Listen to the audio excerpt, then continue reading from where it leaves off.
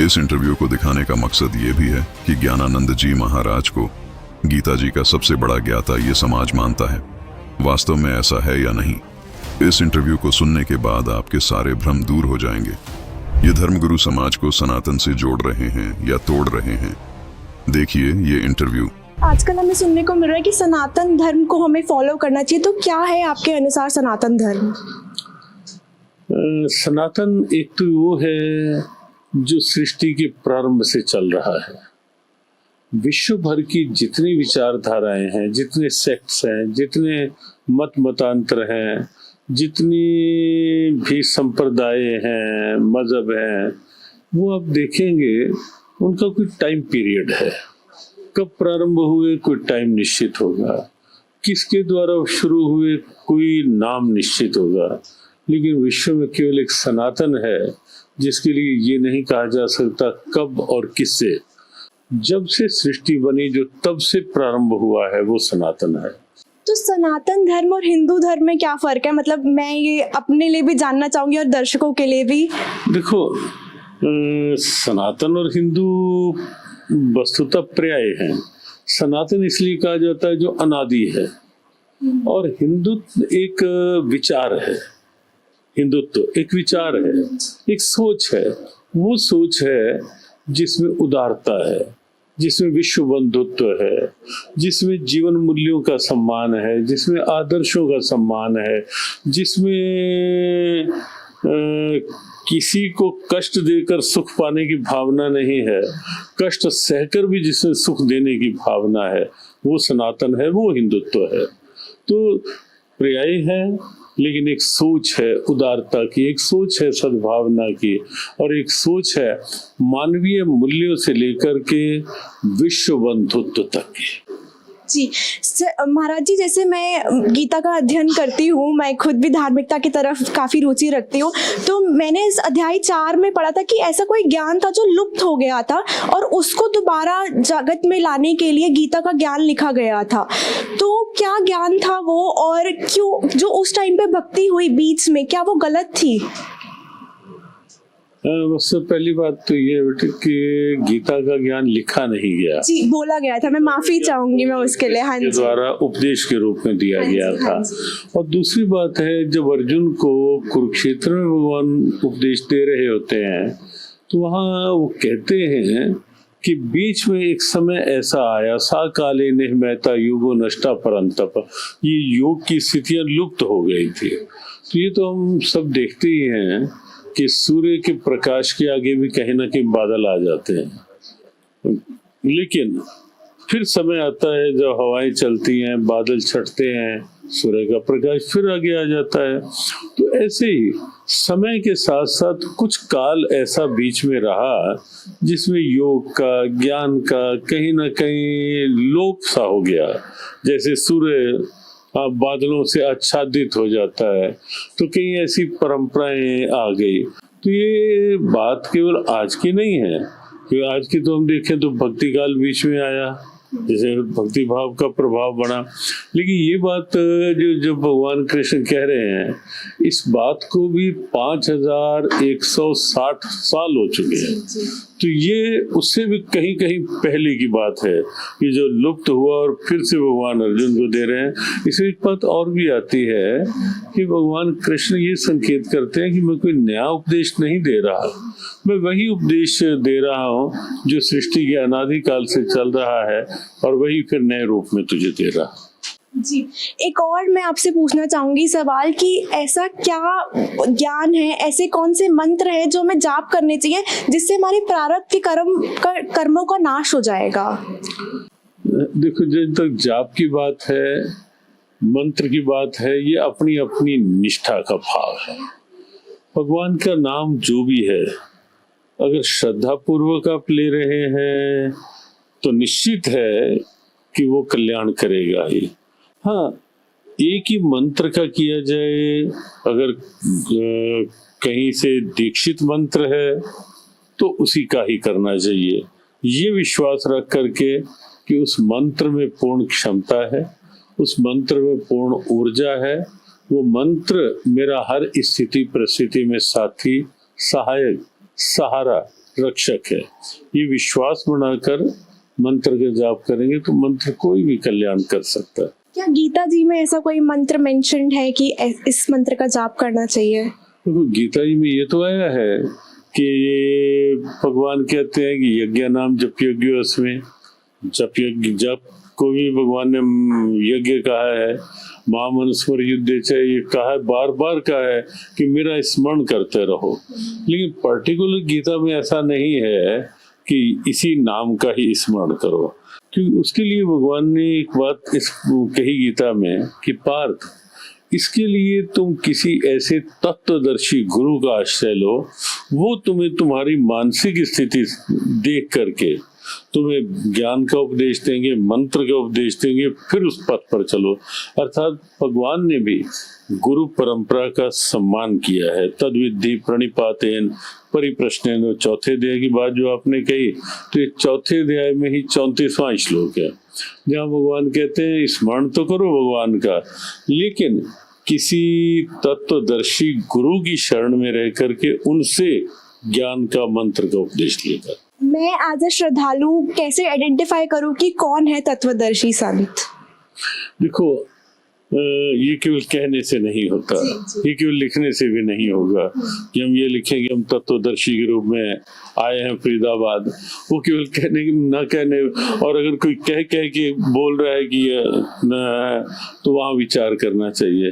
लेकिन वो अपनी अंदर की आस्था ही बता देती है, निकटता ही बता देती है, कहीं ना कहीं भाव, अंदर का भाव ही बता देता है कि मुझे कहाँ जुड़ना है, कहाँ।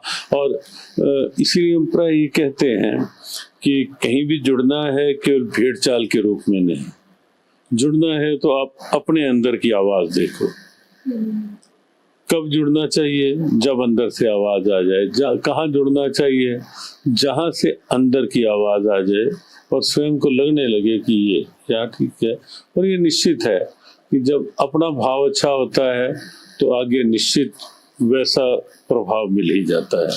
तो अभी बहुत बहुत शुभकामनाएं, और चर्चा फिर करेंगे। सबको जय श्री कृष्ण जी, धन्यवाद जी। तो दर्शकों, आपने ज्ञानानंद जी महाराज के विचार सुने। ज्ञानानंद जी महाराज को हिंदू समाज गीता जी का सबसे बड़ा मर्मज्ञ ज्ञाता मानता है, जिनकी अगुवाई में हर वर्ष अंतर्राष्ट्रीय गीता महोत्सव कुरुक्षेत्र में मनाया जाता है, जो संत अंतर्राष्ट्रीय स्तर पर भारत का प्रतिनिधित्व एक धार्मिक गुरु के तौर पर करता है। उन्हें यह भी नहीं पता कि गीता जी में किसी पर्टिकुलर यानी किसी विशेष मंत्र का जिक्र है या नहीं। इसका मतलब क्या? गीता मनीषी ज्ञानानंद जी महाराज ने गीता अध्याय नंबर 8 श्लोक नंबर 13 नहीं पढ़ा, जिसमें गीता ज्ञानदाता ब्रह्म साफ साफ कह रहा है कि हे अर्जुन, मेरा केवल एक ओम अक्षर का मंत्र है। चलिए एक बार फिर सुन लीजिए ज्ञानानंद जी के विचार। जब एंकर ने पूछा कि क्या गीता में कोई विशेष मंत्र का जाप करने के लिए लिखा है, तो देखिए ज्ञानानंद जी ने क्या कहा। क्या गीता जी में ऐसा कोई मंत्र मेंशन्ड है कि इस मंत्र का जाप करना चाहिए? देखो गीता जी में ये तो आया है कि भगवान कहते हैं कि यज्ञ नाम जप यज्ञोस्मि, जप को भी भगवान ने यज्ञ कहा है, महामनुस्मर युद्धे च ये कहा है, बार बार कहा है कि मेरा स्मरण करते रहो। लेकिन पर्टिकुलर गीता में ऐसा नहीं है कि इसी नाम का ही स्मरण करो। दर्शकों, ज्ञानानंद जी महाराज के विचार सुनने के बाद ऐसा लगता है कि उन्होंने गीता जी को सिर्फ कंठस्थ याद किया है, गीता जी में बताई गई भक्ति साधना पर अमल नहीं किया है। केवल गीता जी पढ़ने से बात नहीं बनेगी, गीता जी को फॉलो करना पड़ेगा।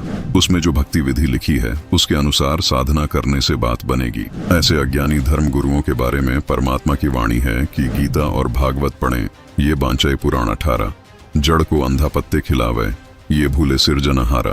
इन्हीं तथाकथित धर्म गुरुओं ने सनातन धर्म का बेड़ा गर्क कर दिया है, क्योंकि गीता अध्याय 8 श्लोक 13 में गीता ज्ञानदाता कहता है कि मुझे प्राप्त करने का केवल एक ओम अक्षर है, इससे मेरे स्तर तक की मुक्ति संभव है। फिर पूर्ण मुक्ति प्राप्त करने के लिए अन्य प्रभु का जिक्र करते हुए गीता अध्याय 18 के श्लोक 62 में कहा है कि अर्जुन उस परमेश्वर की शरण में जा, जिसको गीता जी अध्याय 17 के श्लोक 23 में बताया है कि वह मंत्र ओम तत् सत है। लेकिन ज्ञानानंद जी कह रहे हैं कि गीता में कोई विशेष मंत्र नहीं है। जो कि उनकी अज्ञानता को दर्शाता है। इनको यह भी नहीं पता कि गीता जी के अध्याय 8 के श्लोक 13 में ब्रह्म का विशेष मंत्र ओम है और गीता अध्याय 17 के श्लोक 23 में परम अक्षर ब्रह्म का विशेष मंत्र ओम तत् सत है, जो आदि अनादि मंत्र है। इन्हीं मंत्रों का जाप करके साधक परमात्मा को प्राप्त कर सकता है, जिसको गीता अध्याय 8 श्लोक 3 में परम अक्षर ब्रह्म कहा है, गीता अध्याय 15 श्लोक 17 में जिसको उत्तम पुरुष कहा है, जिसको गीता जी अध्याय 17 के श्लोक 23 में सच्चिदानंद घन ब्रह्म कहा है। दर्शकों, इन तथाकथित गीता के ज्ञाताओं ने सनातन धर्म का बेड़ा गर्क कर दिया है। जब गीता मनीषी ज्ञानानंद जी से सवाल किया गया कि जब यह ज्ञान सतयुग के प्रारंभ में लुप्त हो गया था, तो क्या इस दौरान ऋषि जो साधना कर रहे थे वह गलत साधना कर रहे थे? तो देखिए ज्ञानानंद जी महाराज ने क्या जवाब दिया। जी महाराज जी, जैसे मैं गीता का अध्ययन करती हूँ, मैं खुद भी धार्मिकता की तरफ काफ़ी रुचि रखती हूँ, तो मैंने इस अध्याय 4 में पढ़ा था कि ऐसा कोई ज्ञान था जो लुप्त हो गया था और उसको दोबारा जगत में लाने के लिए गीता का ज्ञान लिखा गया था। तो क्या ज्ञान था वो, और क्यों जो उस टाइम पे भक्ति हुई बीच में, क्या वो गलत थी? सबसे पहली बात तो ये बेटे कि गीता का ज्ञान लिखा नहीं गया, जी बोला गया था। मैं माफी चाहूंगी मैं उसके लिए। हाँ जी, द्वारा उपदेश के रूप में दिया गया था। और दूसरी बात है, जब अर्जुन को कुरुक्षेत्र में भगवान उपदेश दे रहे होते हैं तो वहाँ वो कहते हैं कि बीच में एक समय ऐसा आया, सा काले निहमैता युगो नष्टा परंतप, ये योग की स्थितियां लुप्त हो गई थी। तो ये तो हम सब देखते ही हैं कि सूर्य के प्रकाश के आगे भी कहीं ना कहीं बादल आ जाते हैं, लेकिन फिर समय आता है जब हवाएं चलती हैं, बादल छटते हैं, सूर्य का प्रकाश फिर आगे आ जाता है। तो ऐसे ही समय के साथ साथ कुछ काल ऐसा बीच में रहा जिसमें योग का, ज्ञान का कहीं ना कहीं लोप सा हो गया। जैसे सूर्य बादलों से आच्छादित हो जाता है, तो कहीं ऐसी परंपराएं आ गई। अब सवाल यह है कि गीता के अनुसार जिन्होंने भक्ति नहीं की वह गलत साधना थी। इसका मतलब ज्ञानानंद जी भी गीता जी के अनुसार भक्ति नहीं कर रहे, क्योंकि जिस मंत्र का जाप ज्ञानानंद जी करते हैं वह तो गीता जी में कहीं नहीं लिखा। गीता जी में तो ब्रह्म का केवल एक ओम मंत्र है और पूर्ण परमात्मा का विशेष ओम तत् सत मंत्र बताया गया है। दर्शकों, सच तो यह है कि ज्ञानानंद जी भी सनातन धर्म के लुप्त हो जाने के बाद जो साधना ऋषि करते थे वही साधना ज्ञानानंद जी भी कर रहे हैं। तभी तो कह रहे हैं कि किसी भी मंत्र का जाप कर लो, कल्याण हो जाएगा। देखो, जब तक जाप की बात है, मंत्र की बात है, ये अपनी अपनी निष्ठा का भाव है। भगवान का नाम जो भी है, अगर श्रद्धा पूर्वक आप ले रहे हैं तो निश्चित है कि वो कल्याण करेगा ही। मतलब गीता मनीषी होते हुए गीता के उल्ट साधना ज्ञानानंद जी बता रहे हैं। इस कारण सनातन धर्म का बेड़ा गर्क हो रहा है। दर्शकों, गीता मनीषी ज्ञानानंद जी महाराज के विचार आपके सामने रखने का हमारा मकसद ये है कि वर्तमान में ज्ञानानंद जी को सनातन धर्म के ज्ञाता के रूप में गीता जी की संपूर्ण जानकारी रखने वाला संत माना जाता है। अब आप खुद विचार कीजिए, जब गीता मनीषी को ही गीता जी की सही जानकारी नहीं है, खुद गीता मनीषी गीता जी के विरुद्ध साधना कर रहे हैं, तो अन्य धर्मगुरु गीता जी का कितना ज्ञान रखते होंगे। इस बात को जनता भी अब समझने लगी है।